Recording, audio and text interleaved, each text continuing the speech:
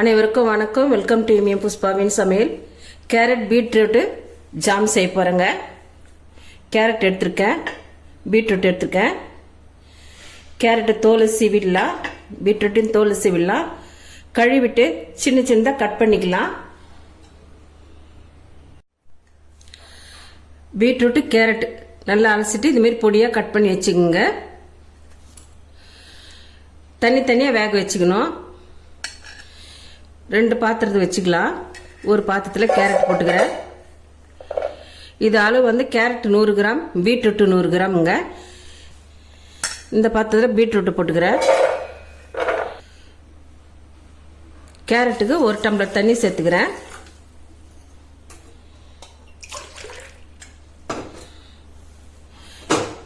பீட்ரூட்டுக்கு 1 tumbler தண்ணி ஊற்றி வேக வச்சுக்கலாம். பீட்ரூட்டும் கேரட்டும் நல்லா வெந்துடுதுங்க. தண்ணி சுண்டி வந்துடுது.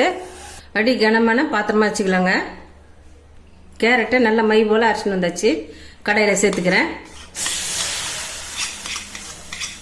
பீட்ரூட்டு நைஸாக அரைச்சின்னு வந்தாச்சு. பீட்ரூட்டையும் சேர்த்துக்கிறேன். கேரட்டு பீட்ரூட்டில் உள்ள தண்ணிலாம் வற்றி வரட்டும். 100 கிராம் கேரட் எடுத்துருக்கோம்.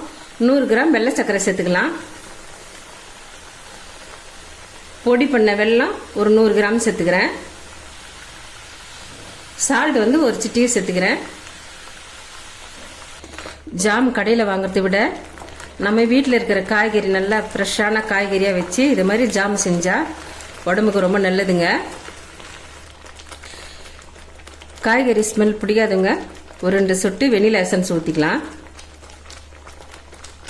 200 கிராம் காய்க்கு 1/2 மூடி லெமன் புழிஞ்சு விட்டுக்கிறேன்.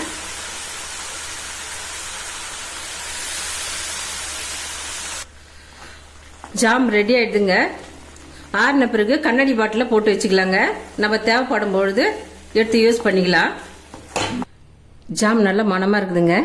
இப்போ பிரெட்ல ஜாமை வச்சுக்கலாம்.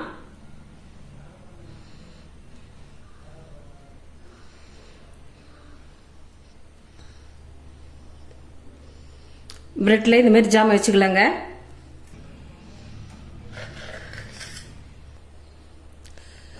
கேரட் பீட்ரூட் ஜாம் ரெடி ஆயிடுதுங்க. ரொம்ப டேஸ்டாக இருக்கும். நீங்களும் வீட்டில் செய்து பாருங்க. கடையில் வாங்குறத விட நம்ம வீட்டிலேயே இதுமாரி செய்து பெரியவங்க வந்து சின்ன குழந்தைங்களுக்கு கொடுக்கலாம். ரொம்ப நல்லது, ஆரோக்கியமாகவும் இருக்கும். இந்த வீடியோ உங்களுக்கு பிடிச்சிருந்தா நம்ம சேனலை சப்போர்ட் பண்ணி லைக் பண்ணுங்க, ஷேர் பண்ணுங்க, கமெண்ட் பண்ணுங்க, சப்ஸ்கிரைப் பண்ணுங்க. மறக்காம பக்கத்துல இருக்க பெல் பட்டனை கிளிக் பண்ணிடுங்க. தேங்க்யூ.